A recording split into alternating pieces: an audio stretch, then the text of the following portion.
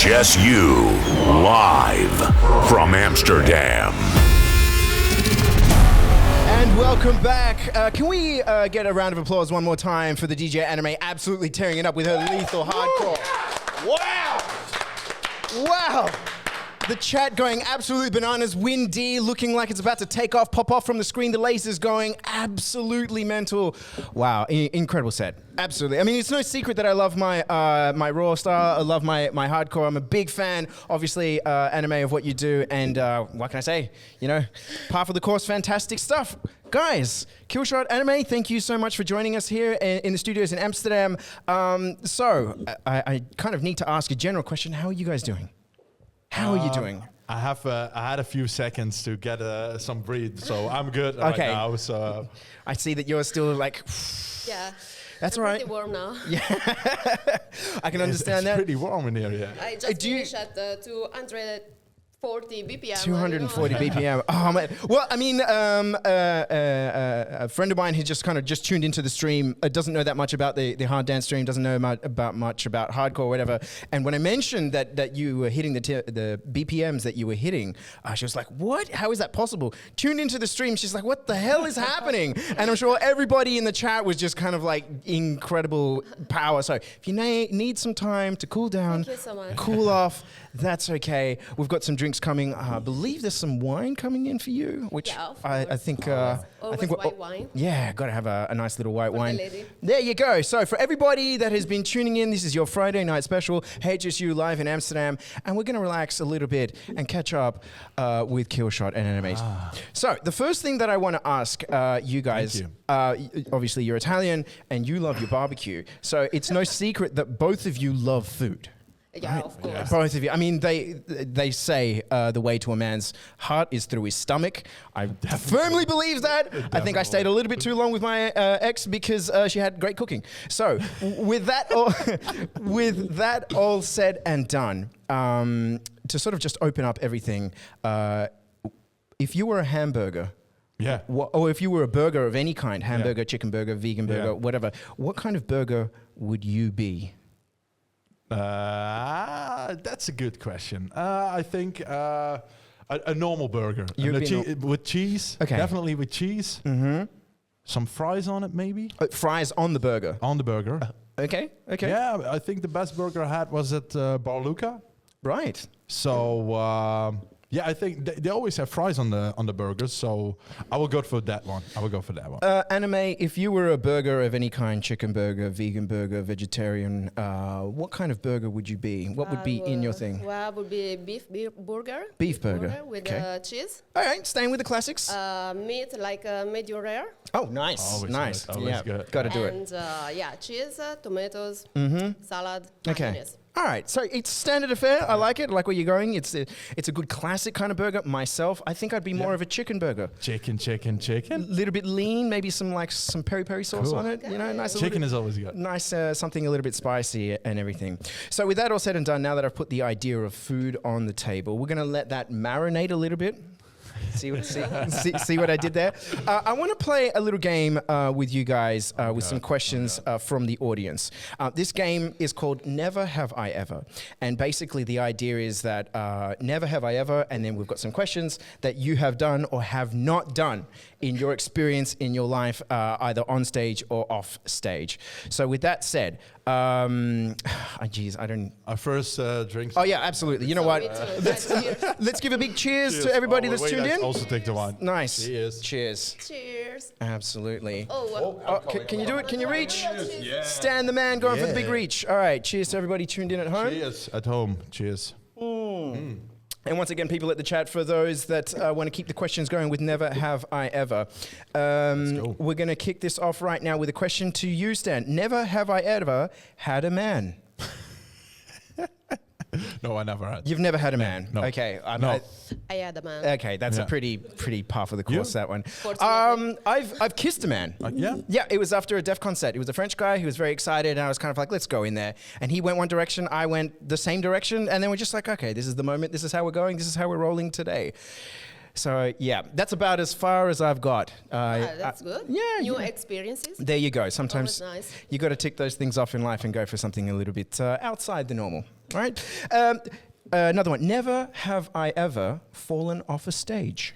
I did. You have fallen off a Yeah, stage? one time. Oh my gosh. Yeah, I was in front of the stage, and then I was jumping around, and I just stand in front of the stage, and I went back, and there was something like some few steps, and it was like I had the microphone in my hand, and all the audience were like, "Kadang!" Yeah, my whole leg was open, but yeah, Oh, shit. it was fun. But did you break anything? Or was No, it- no, no. Oh, just, thank goodness. just a little bit of blood, but nothing, nothing broken. It's still though. Yeah, it hurt after the set, but when you were playing, it's like you have a lot of adrenaline. So yeah, it's like okay. But yeah. afterwards, it hurt a little bit. Oh, definitely. When you've got the adrenaline going, you Yeah, kind of then it's okay. But afterwards, it's like you. not the winner. Anime, have you ever fallen off a I can stage? surprise you. I fell. You have? Oh no! Tell us about it. What happened? I fell. I was on the stage. Somebody else was playing, so I was watering people with a with a water gun, and the stage finished. So I just fell like Oh no! 2 meters. Something like. 2 meters. I also broke my ankle. Yeah, Broke your really? ankle. Oh, That's hardcore. Yeah, That's man. Holy hardcore. shit. I'm pretty hardcore. Oh man, that's intense stuff. I mean, I've taken a step where there hasn't been a step, and it's only been maybe half a meter, not very high. No, that was it was also very dark. So the stage was black. Right. And the finish of the stage was black, of course. So I just fell. Oh, And I dude. didn't expect it. I was in Italy. It was like a outdoor festival. Okay. And a Dutch girl came to hug me like, "Oh my God, are you good?" And I said, "Yeah, yes, everything okay." And then the day after, was but that was hard. Yeah, of course. I broke my ankle. Oh man, that really sucks. Did you know you broke it? Because I've broken a bone No, before. my wrist. Your my wrist. Your wrist. Sorry, my No, wrist. it's okay. But did you know you broke it at the time? Because I've broken something before, and I knew there and then something was wrong. Oh, well, I saw it was growing, so it was pretty big. So I went to the first emergency, and Not a win. That is not a win. that it Oh, was broke. tough Okay, yeah. stuff. Oh, that sucks. Yeah. Keeping on with the questions. Never have I ever used drugs while playing a set. Oh. We can be honest here. Maybe my mom is watching. Never have I ever used drugs while playing a set. Okay. Is my mom watching? Maybe. No. No, Sorry, no. mom. Sorry, mom. No, I did it once. But it was I hated it. It was. Yeah, I was so drunk before I get on stage. Right. But no, I never do it again. I always tell people, they ask it a lot. They ask, why are you taking drugs? It's like, they think it's normal when you're a DJ to take drugs. Definitely. On stage. Yeah. But I always say it's like when you go to your normal job from 9 till 5, it's you're also not taking drugs. So Yeah. it's the same with a DJ cake. So it happened once, but it will never happen again. How about yourself? We can be honest No, here. never done. Never done it? No, because I prefer alcohol. All right, that's, I- yeah. well, I don't know. There are different kind of drugs. Of course. And with some excitement drugs, Mm-hmm. I will be too much because I'm already very excited before to play. Of so course. it will be too much. Probably I will get a heart attack or something. Understandably. So something that make me sleepy, no, because it's not the course case, not, because no. I have to be energetic. Yeah. So normally I prefer alcohol, just to sip. I've done it once. It depends if you call weed a drug. If you call weed a drug, then I've done it twice. But one time, I got all excited. Weed on stage? Well, let me tell you the story. Yeah. Basically, I was at Mysteryland, New York, and where they were holding it, the venue was where they had Woodstock. And Woodstock, the classic 70s festival, 60s festival, I don't know, I wasn't there. And it was this kind of like this magical time for festivals in the United States that kind of kicked off a counterculture movement and everything. It's a sort of sacred ground, kind of like Biddinghausen is the sacred ground for people that love hardstyle and hardcore, the same thing for Woodstock. So I'm like, look, while I'm here, I'll take a couple of puffs, no problem. And then, so 1, 2, 3, 4, maybe a little bit too much, maybe a little bit more. And then I was like, oh, it's time to play. Cool, no problem. Got up to the stage, and then I think it was the second or third track, I like completely clanged a mix, which I had never done before. Holy shit. It was really bad. And at that point I was like, okay, definitely not doing this again. This is just, I'll stick to drinking. Oh, man. The other time when I had, That's why I don't do it. for sure. Yeah, You don't want to end up in that position. I mean, at the end of the day, like if you're performing and you keep on like clanging your mixes, and you people are paying to see that, right? Yeah. So I feel like they're not getting the value for money. For us, it's work. So Also, after yeah, definitely. Work, everything can happen, but There you go. during the work, no. just Absolutely. seriously. Absolutely. Definitely. So after party, no problem, but on stage, it's not happening. Absolutely not happening. Okay, well, keeping on with the... okay, I know the person who's asked this, and shout out to you, Maddie. Never have I ever shelved a pinger. A what? Shelved a pinger. What is that? What? Okay, so I need to explain a little bit of Australian terminology for you. We're going to start with the second term in that phrase. Pinger is short for ecstasy. We call them pingers. Yeah. And the other term in that phrase is shelved. Now, shelved. Geez, I can't believe I'm going to have to say this. So for all the Europeans out there, I apologize. For all the Aussies out there, I can feel my phone blowing up right now with all sorts of laughing emojis. Shelving is when you take a suppository. So you put the tablet up the butt. No.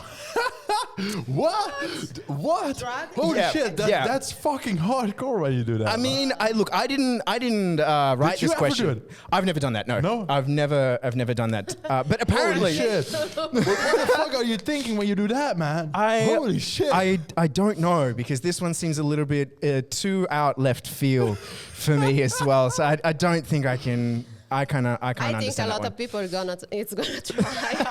After this, they're going to try. I mean, I didn't come up with this. This is something that I know that people do. So Don't try it. I never did. Okay, okay. No, we can no, clear that one off the no. table. No one here on the table has shelved a pinger. Okay. Maybe I'm going to try it. No. You've got your weekend plans sorted. Another question. Never have I ever accidentally flashed on stage. I know that you wear short shorts. Maybe you've had a wardrobe malfunction. Have you ever flashed on stage? Flashed? What's flashed? Flashed, exposed part of yourself. Oh, no. No, that's never happened? No wardrobe malfunction? No. Have you ever had, Anime, a wardrobe malfunction flashed on stage? Maybe not a total flash, but Okay. sometimes It's been it happened that I had a top and it was going, jumping down, and people were saying like, ugh. Oh, okay, like a Janet Jackson moment. But always I have a bra, of course. Okay, right. Okay, so you've been protected and safe from that one. Okay, I had a lot of times when I went on stage, it was so hard. I think I'd take my shirt off, but no, I never did it. How do you feel about that as a DJ taking your shirt off? No, I never did it. So I think it's a little bit weird, maybe. Yeah. When a DJ does it, so And that's why I didn't do it before. But I'm always wearing the shorts, so. Surely, maybe something's happened, a little bit gone, a little bit sideways. Sausage and Left beans. and It's just, right, I don't know. Well, I can say that. For what I know, Yep. it's never happened. It's never. Okay, there we go. Rolling on with the questions. Okay, we've got a couple of sort of outside of the scope of the never have ever. We're going to save those a little bit later. Finally, the last one that I have here in my notes. Never have I ever made an OnlyFans. Pull in the mic. Pull in the mic.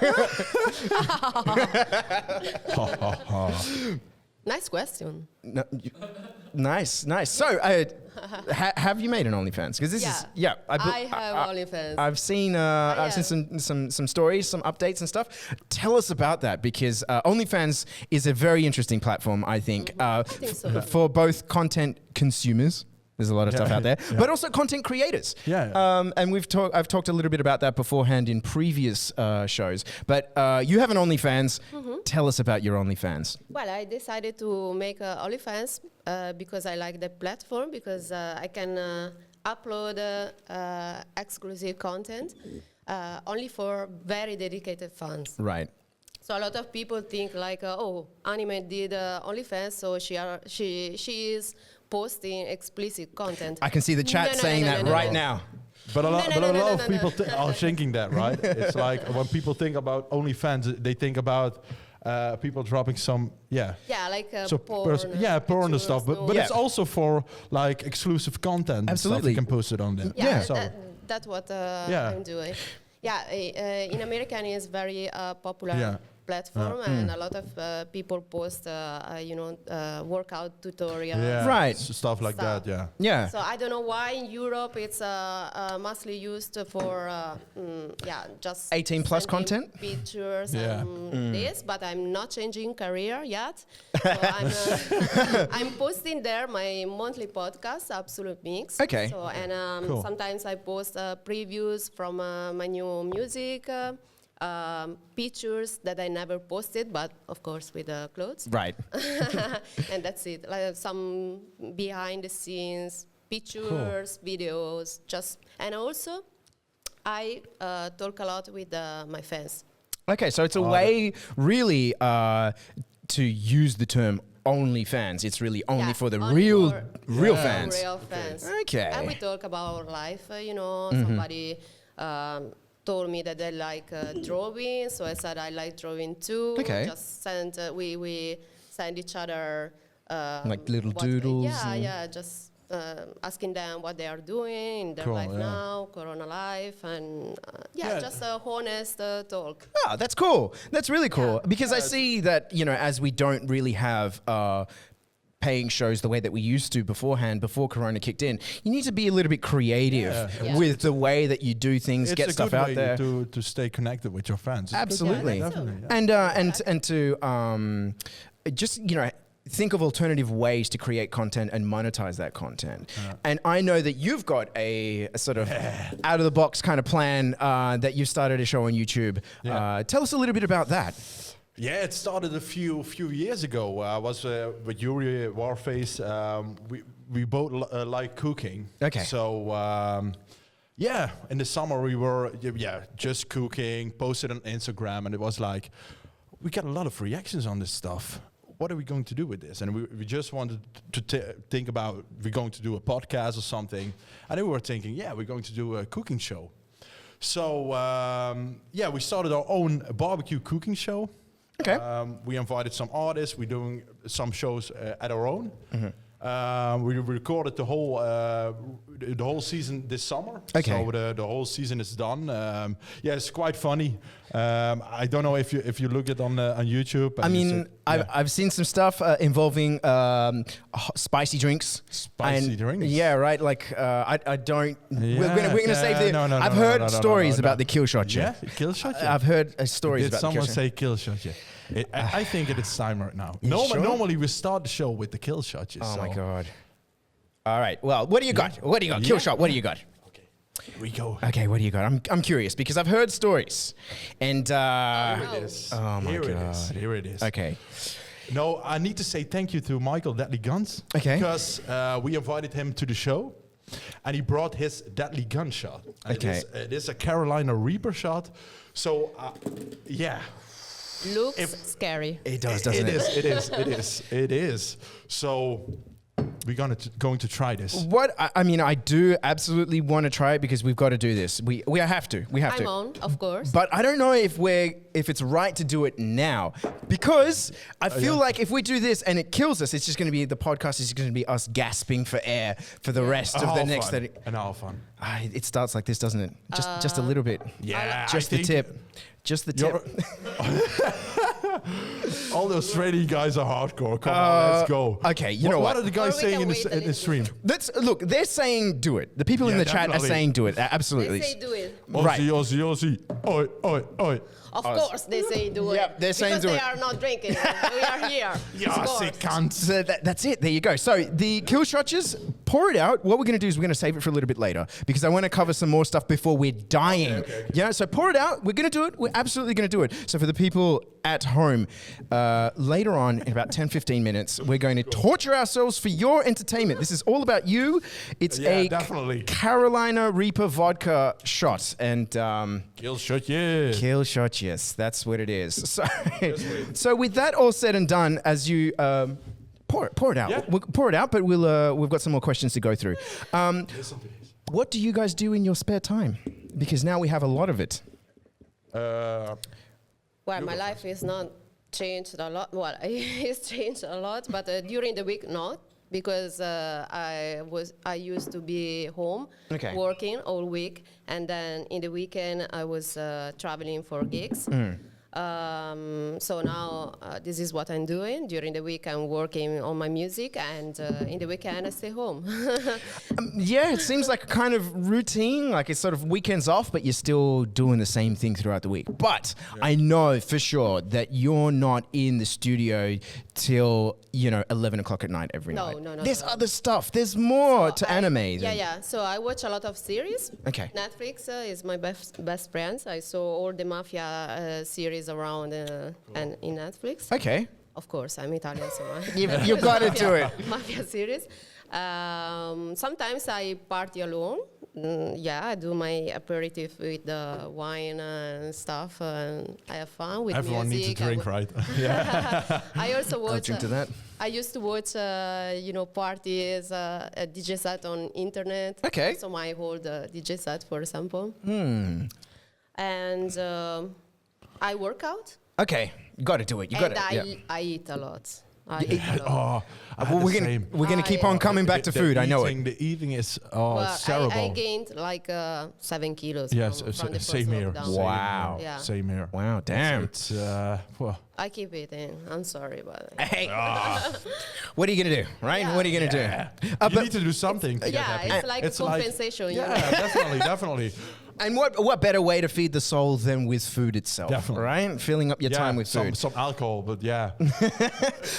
Do you have any sort of go-to meals that you sort of throw together that takes maybe 5 minutes to throw together when you're hungry? You're kind of like, I'm bored, but I'm hungry. I need to eat something. And you have like a specialty that you go to that's always like your thing. I haven't.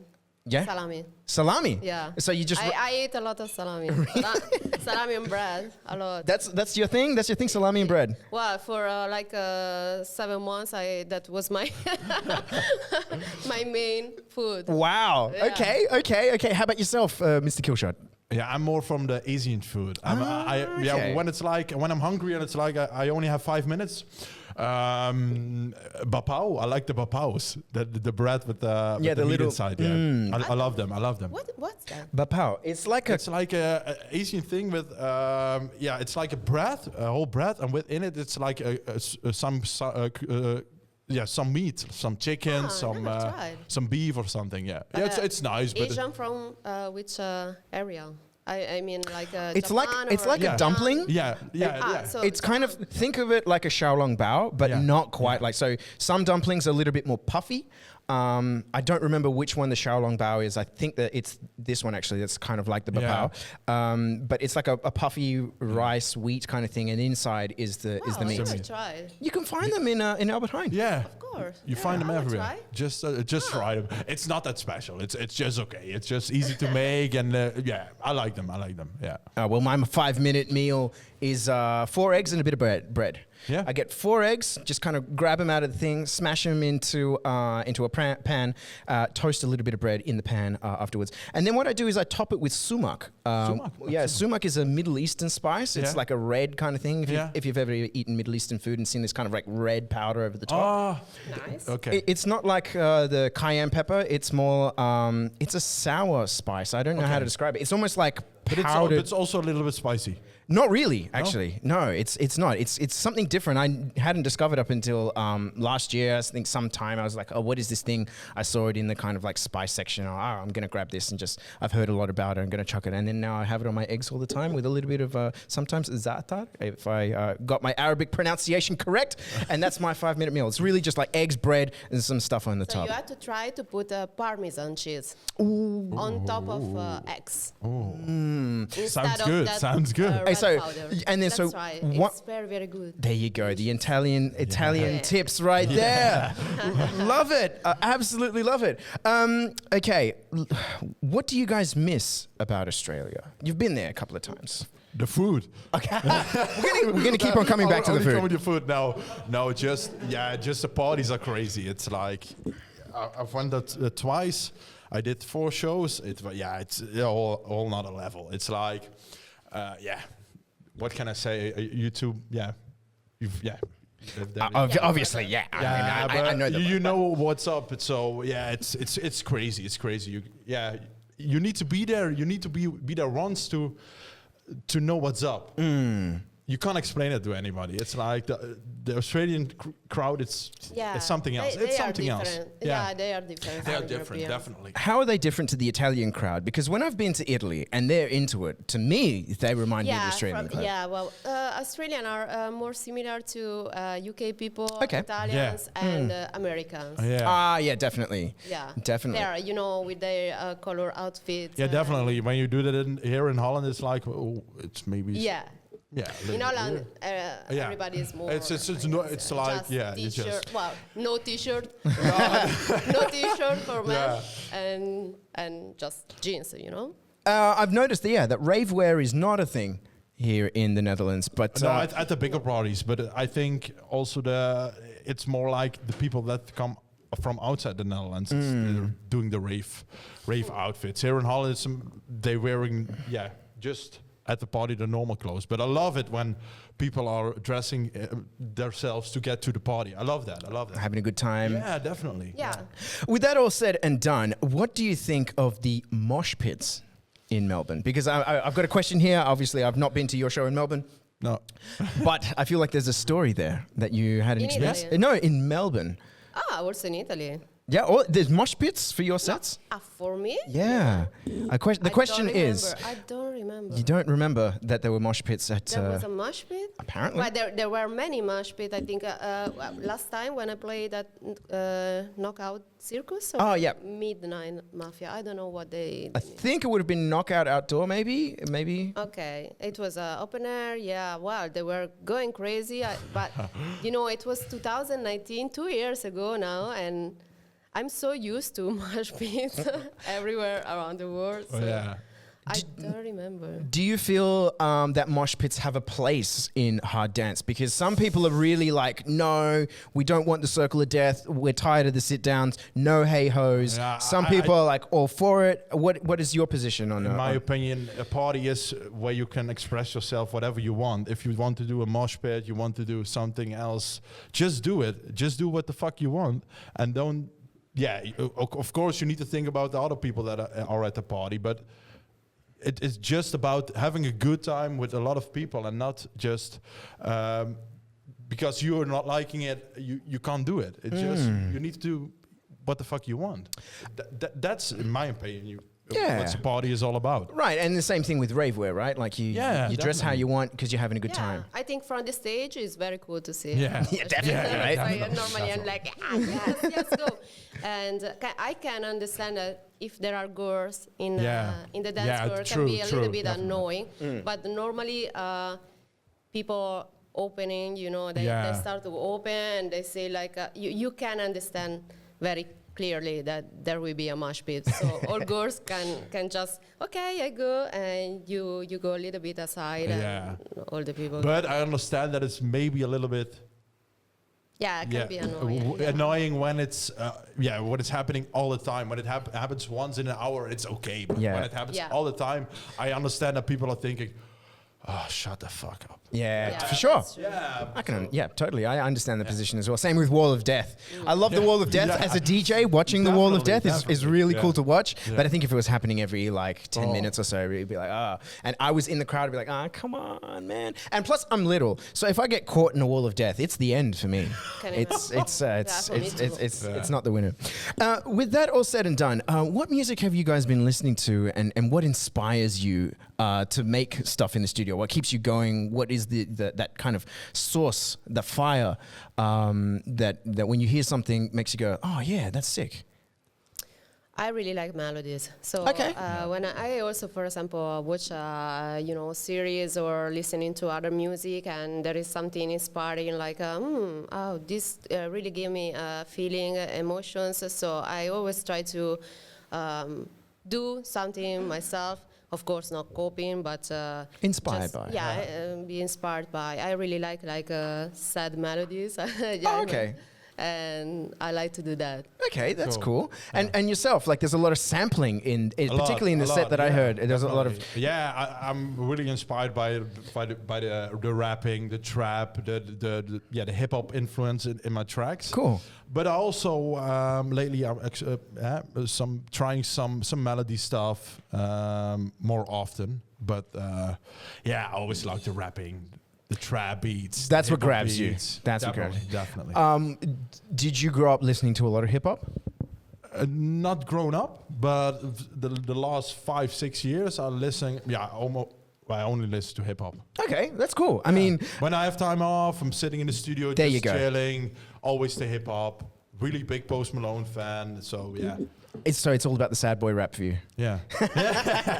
I mean, I don't hate it. It's not my flavor. Yeah. But that said, I mean, I feel like when it comes to deriving influence and inspiration, you kind of need to look outside of the hardcore or the hardstyle that you make to grab something new and to grab something spice. Everybody do it. I mean, also the biggest singers or DJs, producer, they always got inspiration maybe from the past, from 70s and from 60s. You know, you always have some kind of input from the history of music. Yes. Absolutely. So with that said, what is the last song that you heard that made you go like, what the fuck is this? And like open up Shazam and try and tune into what that was. That thing that kind of From grabbed my set, you. you mean? No, something that you heard throughout, your times listening, maybe it just popped up on a Spotify playlist, or, you were out shopping and you heard it playing through the system through in the department store or whatever. What was the last track that made you go, I need this? I have to check. Go for I it. also You have to check?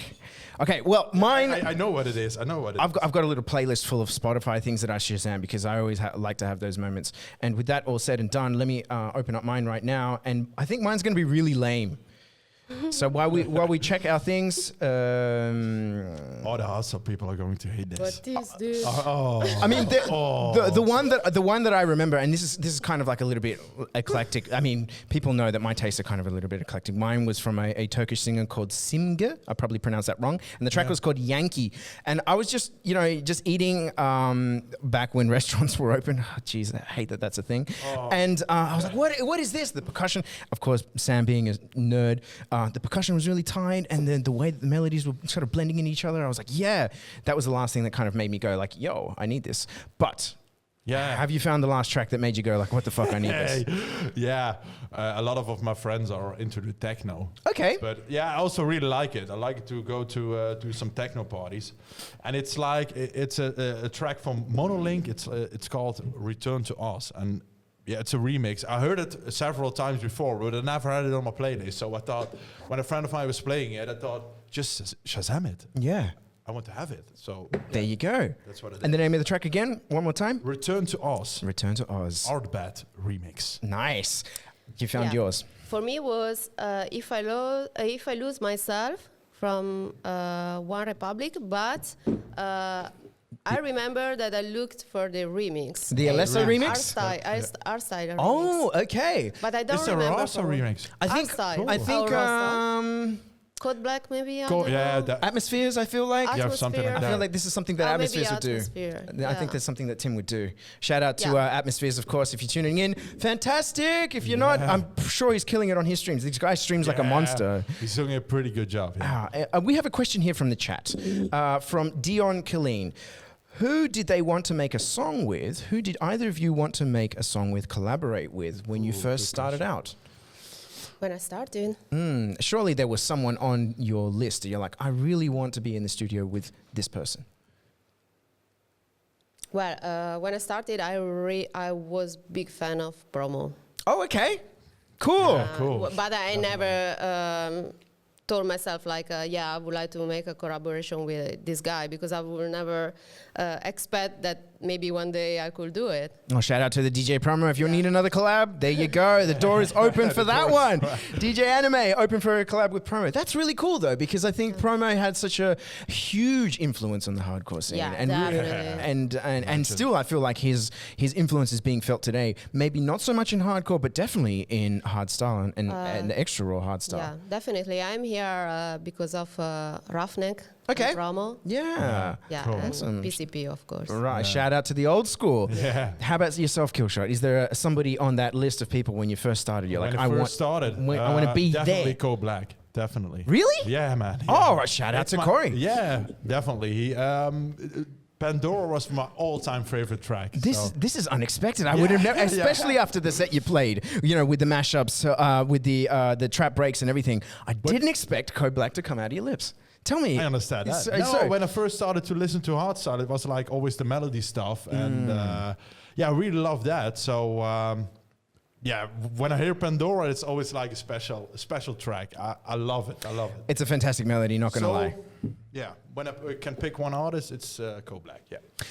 With that said, thinking about your own repertoire, about all the tracks that you've done, is there one that stands out to you that was the most fun that you had when you were making it?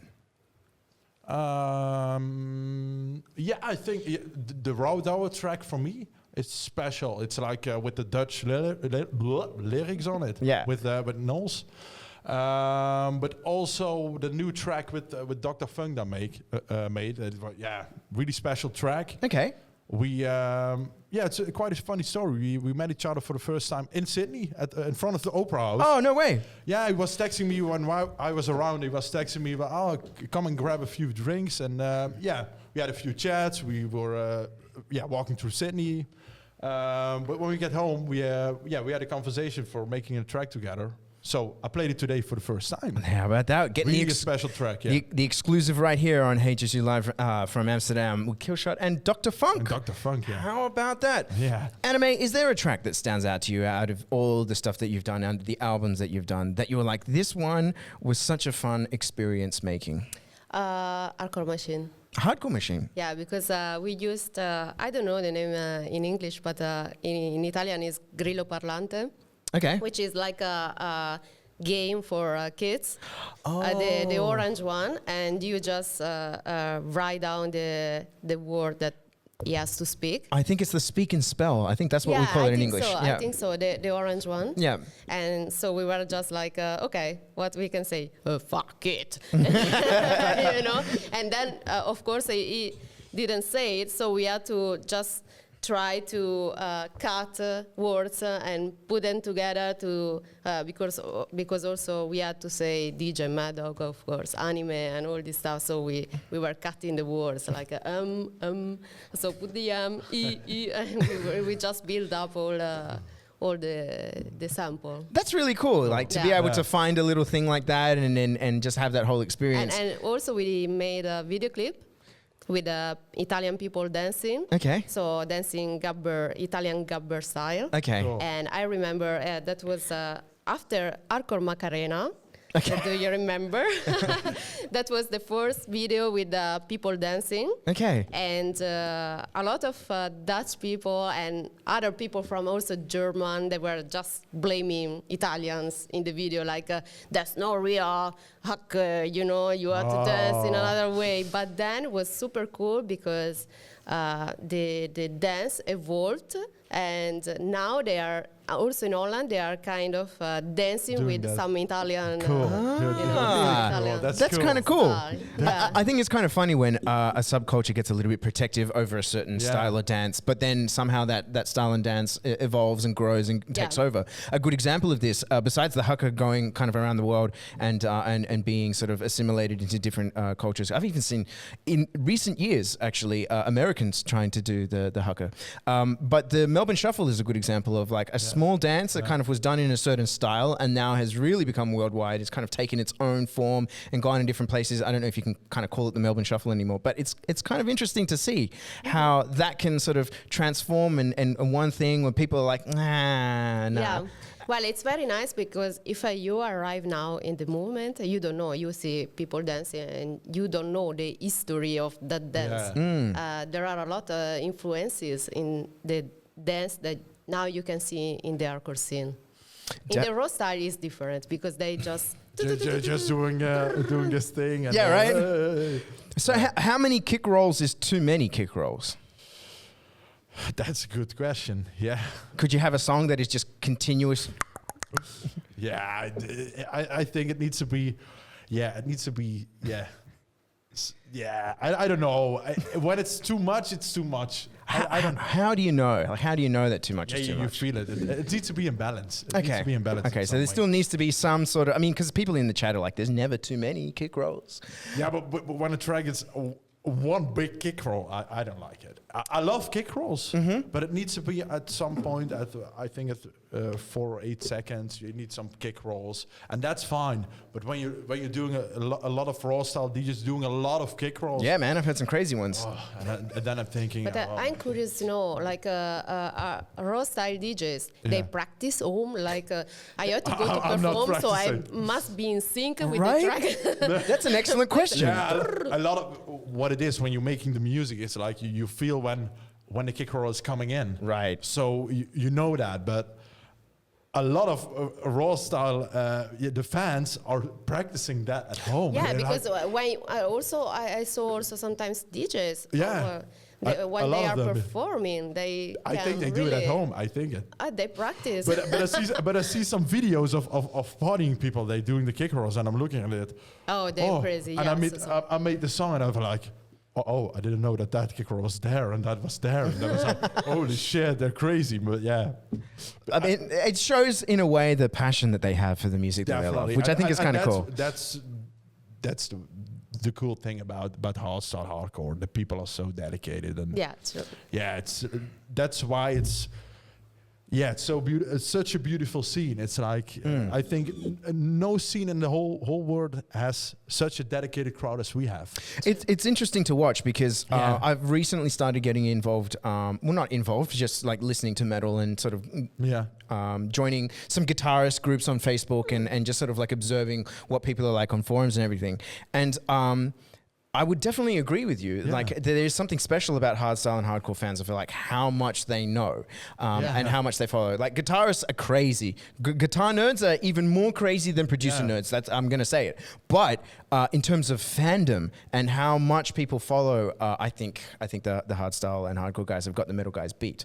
But with that all said, sometimes fans can get a little bit over the top and they can get a little bit creepy, and there's that fine line between somebody that like really follows what you do and appreciates what you do and starts getting creepy. Yeah. So I would imagine that this has been something challenging for you because that doesn't happen so much to guys, but I would imagine it would happen to girls. A couple of months ago, I remember seeing on a story from Miss Kate that she was getting messages from some guy from, I could have been Russia, or I don't know, it was all in Cyrillic, it could have been Ukrainian or could have been Russian. I also saw it, yeah. I don't know the story. And basically she was just getting pages and pages of texts. I think that guy is my same stalker, probably. I didn't see her story, but I collected all the insults that he sent me. He also, everywhere on Instagram. He said me like, I was your biggest fan, but because you didn't answer me enough, now I'm your biggest hater. So it was he was making like Instagram profiles with me, my picture with guns, and it was writing me like I'm gonna laugh at your funeral. Holy fuck! What the fuck? There was People are so crazy. Yeah, there was a time. It was like this is happening since 3 years. Okay. And in 2019, it was really passing the level and bored any kind. And I was a little bit scared to go to play because I was thinking, yes, sometimes I'm also alone. And maybe if I'm in Holland, he is Dutch. So maybe I go from the park into the club, you never know. Or maybe I'm playing on stage, I don't see the guy, he can shoot me or something, I don't know. Holy shit. You don't feel safe. No, I mean... No, I understand that. And also, it's also different because we are men. Yeah. For a girl, it's also even harder to fucking out. Exactly. Yeah, I don't know why. Just because he said I was your biggest fans, but because you don't answer me enough. So now I hate you. He said like I'm going crazy. I'm in a clinic now because of you. It's your fault. Holy shit. So it was something really heavy. That's a lot to do with. I'm gonna call Kate because I want to know more. Yeah. This guy I it's was also crazy. following all my parents, my friends, my all people connected with me. Oh, shit. Wow. I mean, that's really That's incredible scary. to deal with, and I can only imagine the amount of like stress and fear that you would have Yeah, had yeah. that like Well, this could turn up at any moment, right? In the beginning, you are just angry, like, what the fuck, why? Why? Of course, I have a life. I try to answer, but not always. I'm not living for answering people. I mean, I have a job, I have my life. Yeah. And then, I was a little bit like, I don't feel very safe now. But, Right. but that's also hard to keep the balance with your friends. It's like Right. you Yeah. always want to answer them, but it's not always that you have the time and to do that. So the balance between your job and your personal life, it's difficult to get that balance. So Yeah. with that all said and done, what advice would you have for people, for other female DJs that are worried that this might happen to them? What can you do really to sort of navigate? I read, because I saw also some TV show about, I read that the important is don't block these kind of people. Don't block. Don't block. Don't block them. Okay. Just Yeah. because so they can just write down Yeah. all what they have in mind, and they think you are reading. Maybe you are not reading because you don't want to read, but just they feel like That it's they can getting off say the everything. chest, yeah, If yeah. you block them, they're going crazy. Holy shit. This is So don't block them. Just don't read it. well, you heard it here first. AniMe with some sound advice for the aspiring female DJs out there. If you start getting stalkers and weird people, don't block them. Don't block them. That's sick. Okay, Holy wow, shit. that's really intense, and I've got to think of a way of like how to sort of raise the mood a little bit. So Yeah. with that all said and done, let's switch gears and go into a completely different direction. What is the absolute best party experience that you've had? The best festival that you've played at? The best club that you've been to? Killshot. Hard bass. Hard bass. Yeah. Oh, Oh, Siri. is that Siri? Siri. What Siri No. got for us? No, definitely Also, hard bass. Siri likes art bass. There you go. Who doesn't? No, yeah, for me it was like when I started DJing, it was like when I play at a sold out Gelderdome. Yeah, then I made it. That was my That's your goal. biggest goal. But yeah, it happened. I was 2 year, 2 year, and I played there with the last hard bass with End of Line. What a way to say goodbye to hard bass, right? Yeah, I played the last track. That's- the GPF Oh, shit. remix. Yeah, the last track of the. A shout out to GPF right there. They're still hating me about that. But yeah. Really? No, I don't know, but yeah, it was crazy. It was absolutely, when I think about it, it's a rush. I remember when I get on stage, when I look back at it, I don't remember any fucking thing. I don't remember it. I was just jumping around. When sometimes I watch the live stream again, I went, what the fuck am I doing? I don't remember it. I don't remember it. Were you drunk or just excited? No, I was so excited. I was so Wow. nervous and I'm a really nervous guy before the big shows. Yeah. I'm like, Yuri sometimes comes to me, what the fuck, you look so sick. No, man, just leave me alone, don't talk to me. And after the show, he's always saying like, man, are you enjoying what you're doing? But it's like, it's the hour before the show when I go on stage. You don't need to talk to me. I want to, you need to go away, go out of my... You're zoned in. Yeah. You want to think about the performance. Definitely, but when I press play, it's different. it's Yeah. different. It's all off and it's just going. Surely, out of the experiences that you've had, there's got to be one thing that stands out to you, like that was the best set or the best moment that I've had in my career. DEFCON 1, 2019, Friday, The Gathering. Oh, the gathering. Gathering is Insane. sick. That's something else. Insane.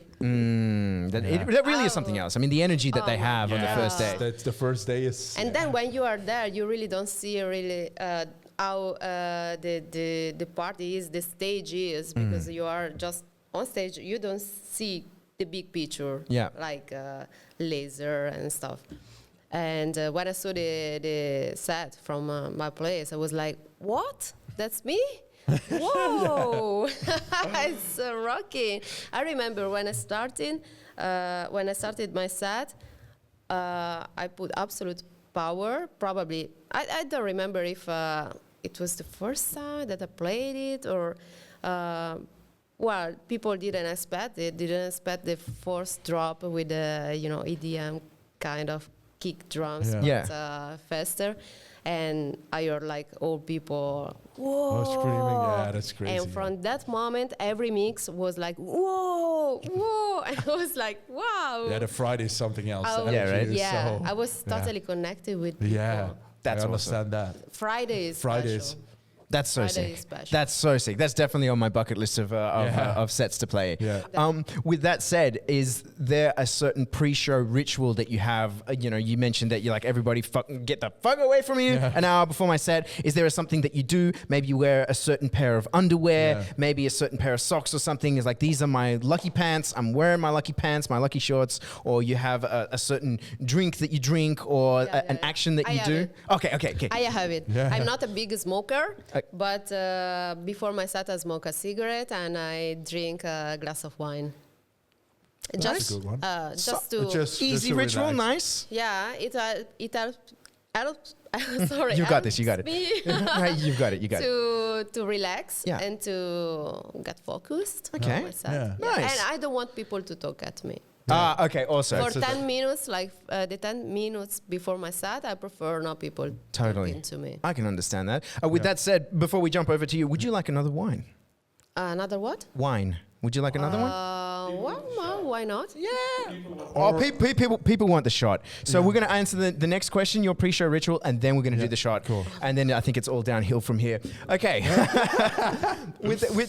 Actually, before we do the shot, can we get some sort of chaser or something? Maybe some beers or some water or the wine. I could do another wine. For me, also another wine. Wine. I need to, Three wines, I need people. to drive back home for 2.5 Me hours. too. Oh boy. But 20 minutes. Yeah. Oof. People don't do it. Don't do that. Yeah, don't drink and drive. Absolutely not. But pre-show rituals, Killshot, tell me. It's from the start off, I always go to the grave of my grandpa. Yeah, every fucking show. It's like every show I go there, and it's like when I go, I normally live nearby Maastricht, so I need to drive for like 1 or 2 hours always. Okay. When I didn't do it, I turn around, go back. Oh wow, that's your thing. So before any show, before you go out, every show. even flights before you've got to go on tour. Yeah, before I go on tour, every show. That's intense stuff. Before I get here, I also go.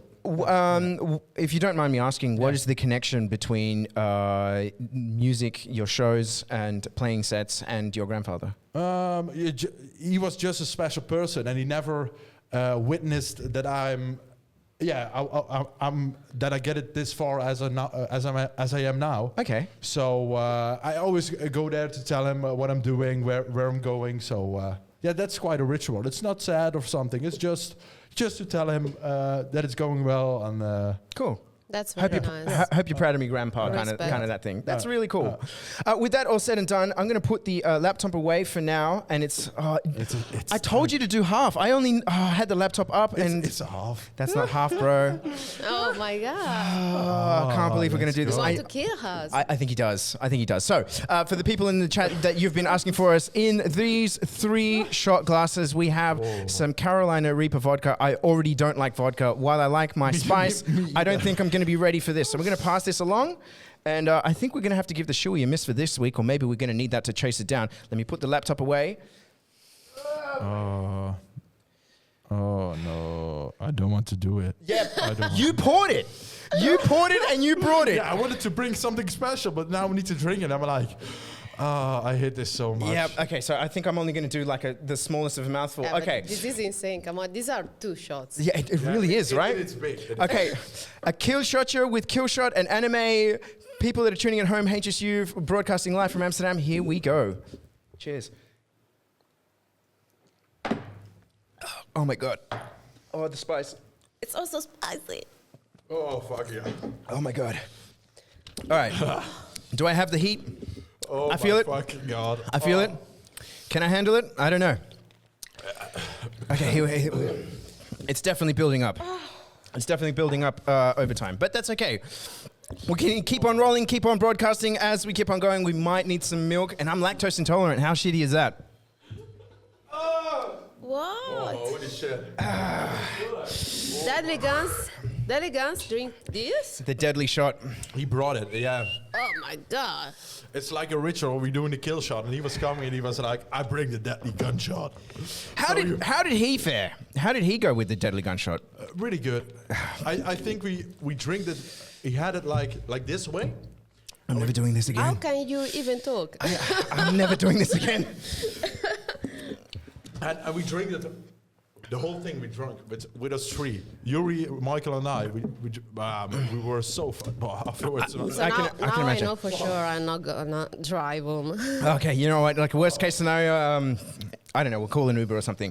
Let's keep the questions rolling somehow as we're suffering through the pain of the Killshot. So sorry for our answer from now on. Yeah, but this is Because you never know. this is all After his this fault. shot. This is absolutely But his I fault. heard we need to do a shoey, right? Right. So how is our time? We're good. We got 20 minutes. We got 20 minutes to go. So what we'll do as a way to cool off. Listen, we have a ritual in Australia.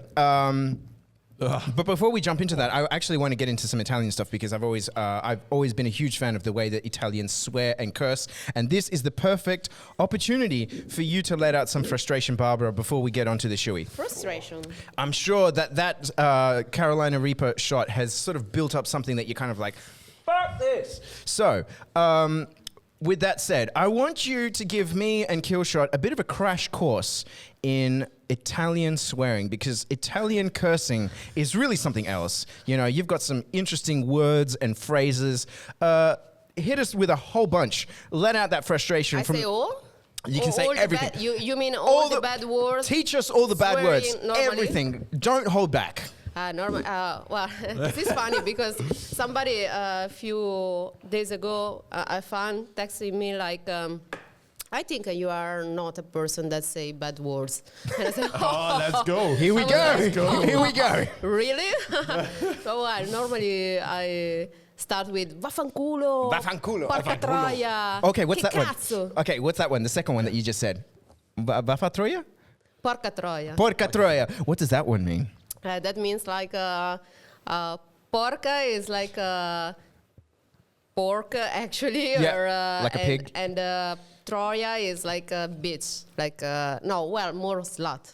Pork So it's slut. pretty, yeah. Say it's one more pretty time. Let's say that one again. Porca troia. Porca troia. Porca troia. Holy shit. Yes. Okay. And then we have, of course, the beach, which is stronza or stronzo. Stronzo. That's a classic. But normally it's vaffanculo Okay. or fanculo. Fanculo. There's got to be. What does it mean?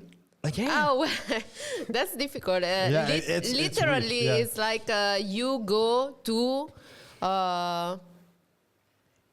a fucking place, like Okay. you go to a fucking place, Yeah. or it will be more like you go to give your ass to somebody. Yeah. Okay.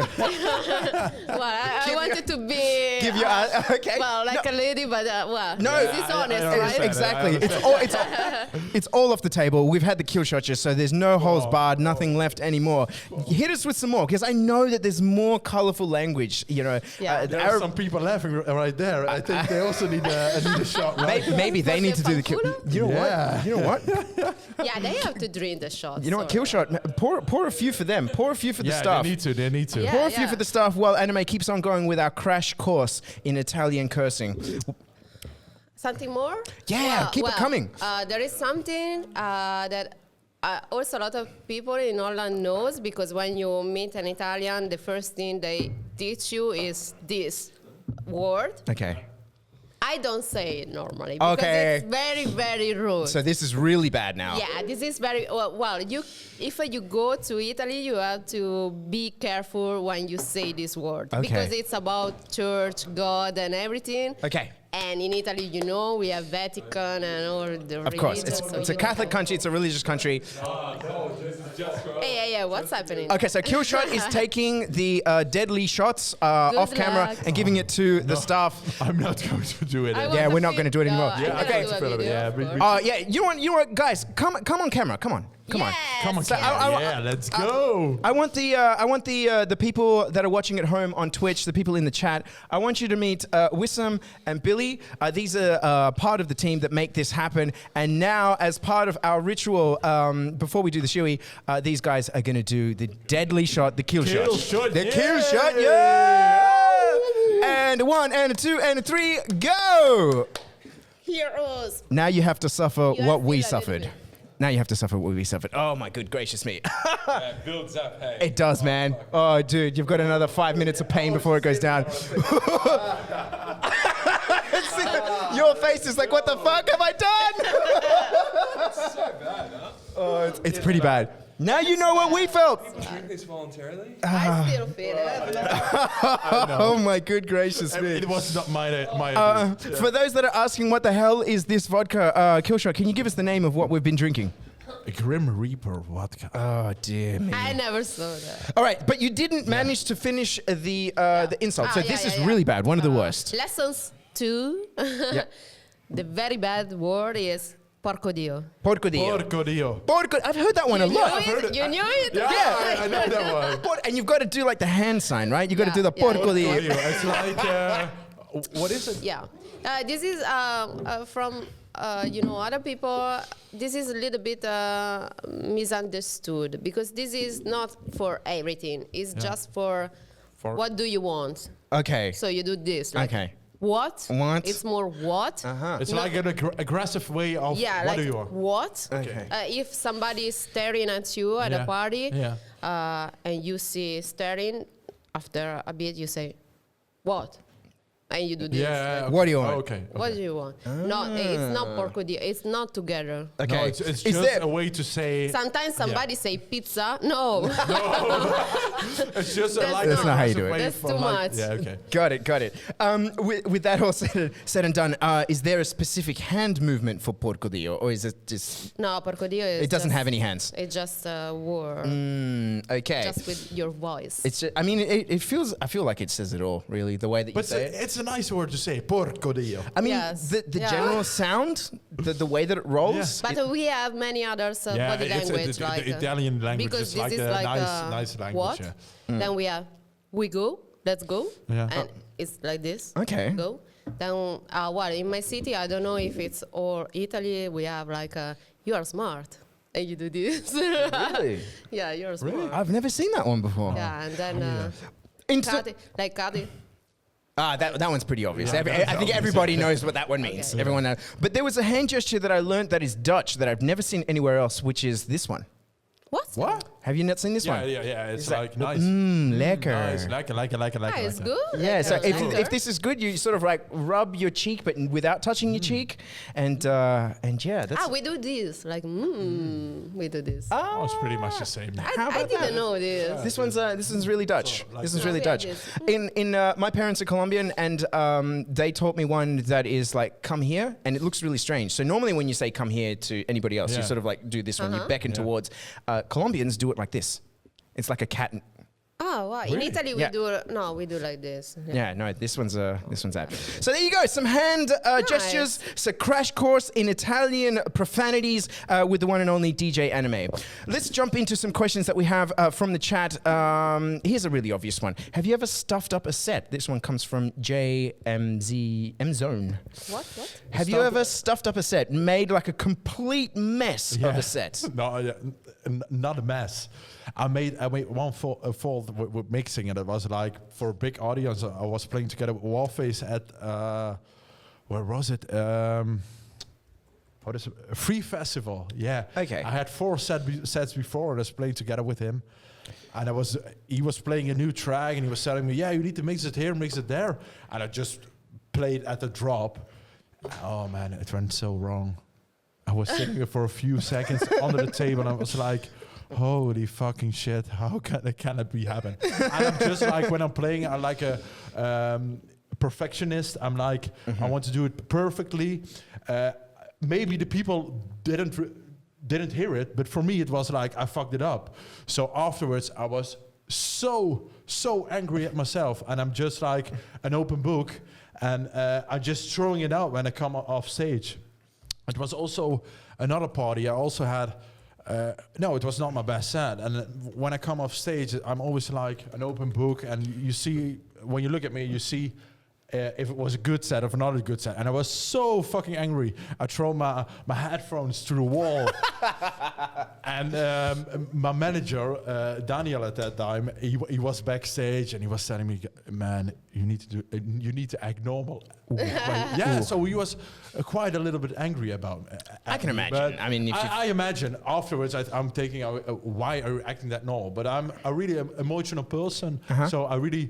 Yeah, what you see is what you get. So, when I come off stage and it was not, what I expected or what I expected from myself, I can be angry. So, okay. I don't regret it, but afterwards I think you need to be a little bit smarter with that. It was a learning experience. Yeah, but I think when it happened next time, I think I will react the same. I think. Okay, but still, you learn, you live and learn. Sometimes you need to make those mistakes. You need to make those areas. You're kind of like, okay, I'm not doing that again. But surely, AniMe, you've had in your extensive career a couple of sets where you're kind of like, wow, that I don't even know what that was, what that happened, I'm also a perfectionist, Okay. so I never happy. So the only, also from my best set, I said before, like DEFCON 1, I never happy. When I finished, I always like, no, I could do more. I can really? More. I never happy. And I think it's also for this reason that I keep improving and going up, definitely. because I just want to be better, always better. Yeah. I think that's an important part of being an artist, always looking to improve or never being too happy with where you're at, always looking to sort of grow and develop and stuff. Yeah, I think it is the right way to definitely to improve and to become the best version of yourself. Yeah. Because if you are a person already done, I'm happy like this, I'm the best, you're not gonna improve. No, you're not improving yourself. No. Definitely true. Yeah.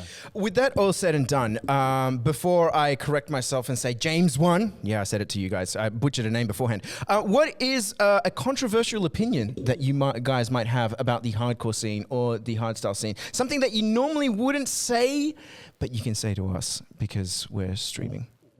Something that's kind of like, it's a little bit against the mainstream. If you said it too loud, you said it on your socials, it might get a little bit of extra hate. Something a little bit of a spicy point of view. Oh, yeah. I think at the moment, the raw style scene, it's like, you have like the forums, Raw Style United and stuff. Okay. They're so negative. All those negative stuff.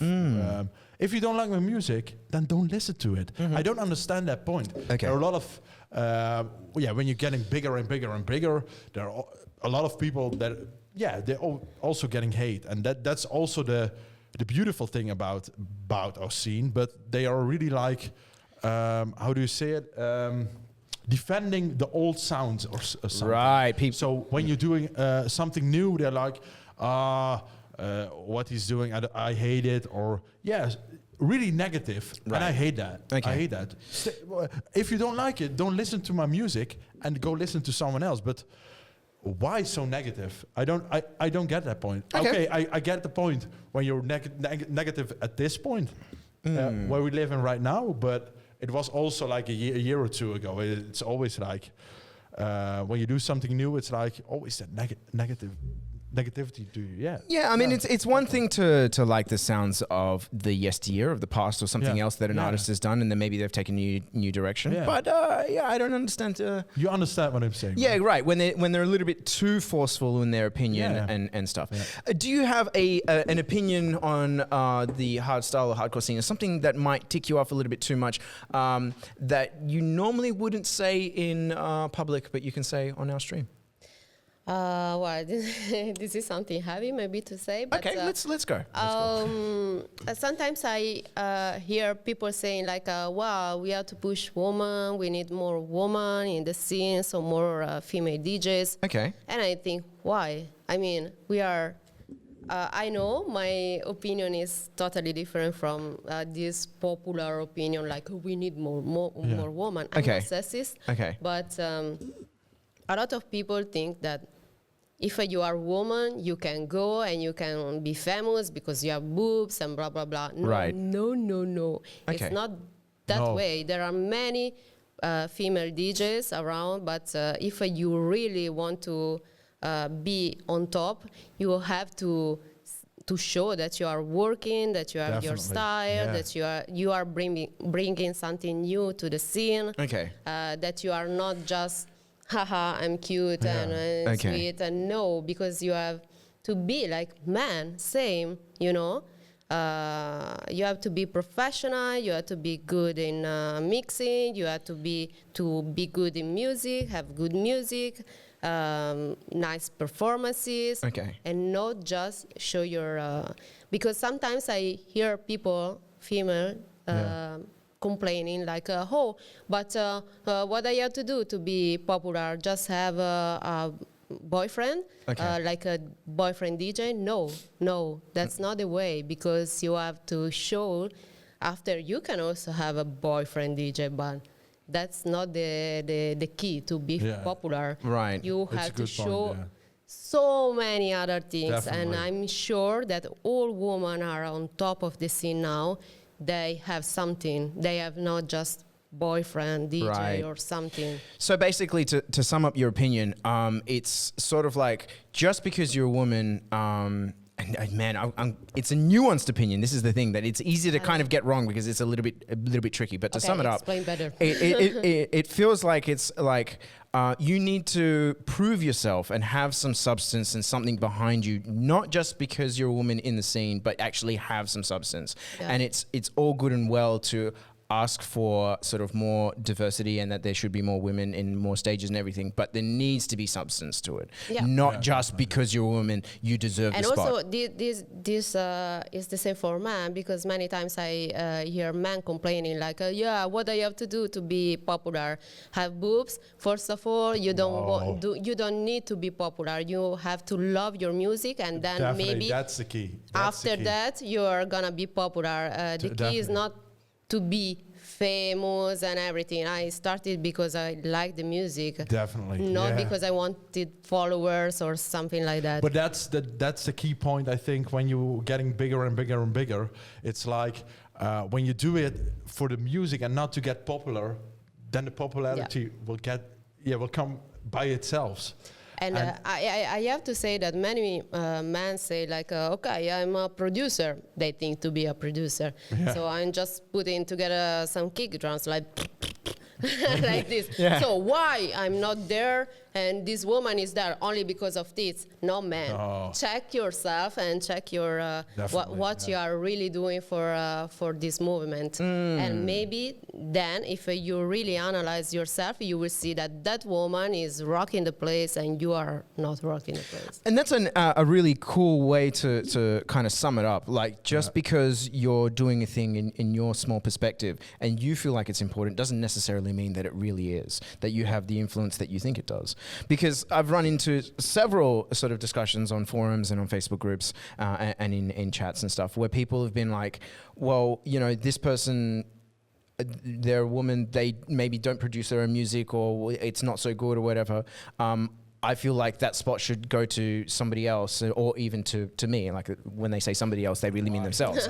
But when I take a look at it and when I think about it, I'm like, well, at the end of the day, when it comes to parties, who's selling the tickets, right? Like, just because they've got a spot, it means that the promoter has kind of got some sort of faith or idea that this person is going to sell tickets so that this party can happen, or that this person is getting enough plays on Spotify or YouTube or whatever it is. Not just because they're a woman, but because there's something to it, right? And always there's things that can be gamed, influence can be looked like you can be, you know, buy followers or buy likes or whatever, but there's something to it. It's not just as simple as, hey, they're a woman and, you know, I feel like I deserve the spot because they're not doing what I feel like is important. So it's nuanced. It's really tricky to get right, I think, the point of view. But that's a cool way to look at it. With that said, I feel like we've got to liven up the mood a little bit. I feel like we've got to introduce you guys. While you've been such great sports, we've done the Killshot here. Now it's time to introduce you into our Aussie tribe. Now, we have a ritual in Australia where... Yeah, that's it. Where we join together, that we welcome you into our tribe. Oh, no. So it's really like a bonding thing. Like in the Maasai culture, you're not a man, you're not part of the tribe until you go out into the wilderness and slay a lion and then bring that back, and you're part of the tribe. You're not a man, but until that happens. When it comes to Australians, it's a little bit different. We have a different way of saying that you are one of us. And throughout this whole experience, I can say that you definitely are. But let's do this together with this ritual. So I would like to introduce you. I think you already know a little bit about this, but Barbara, I don't think you know. I'm scared. This is a ritual called the shoey. These shoes are new or? They're cleaned. They're cleaned. They've been washed at high temperature. They have not been worn by a foot. A human foot has not entered this shoe. So let me put this away because this is going to... Are we doing a beer? So what you do is this. Oh, man. I wish I had one to do it with, but I'm not going to spoil my Nikes. Were these your shoes? No, they're not. They're just one size too small, but No. they're just a little bit too small for me. So what we do is this. Lady and gentleman, take your beer. Oh my God! Really, in Australia? And you Australians pour it- are sick cunts. That's You're it. sick, guys. you. That's it. So yeah, you pour it in. You pour it into the heel, and away you go. Raise. Oh, beer, no. Not the, well. You traditionally it's actually a little bit more intense, but just a little bit will do. Yeah, okay. To welcome you. We will do it the Aussie way, right? Nice kill shot going But all the I way. have a question. Yes. Australians always do it with clean shoes, or No, actually, they do it with dirty shoes. Oh and my God. if you really want to dive like into the old school way of doing it, not only is it a dirty shoe, but other people also, the people from the gathering also spit into that shoe. We're not going to do that. Yeah. Holy shit. We're not going to do that. We're not going to do that. Okay, we're keeping it a little bit PG. You are We're- weird, guys. We're making it for, listen, this is part of what makes our culture the best party culture in the world. Definitely. So, on the count Agree with that. on the count of 3, I want you all to put that heel of the shoe to your mouths and drink the beer. 1, 2, 3. Oh, yes. Oh, what a champion. What a champion. What a champion. Ladies and gentlemen, for everybody that's tuned in, this has been another episode of HSU Broadcasting live from Amsterdam. Big shout out, of course, to the one and only DJ AniMe and the man, Stan, the myth, the legend, with his Killshot. We'll catch you again for another episode next week. Until then, see you later. Aussie, Aussie, Aussie. Bye.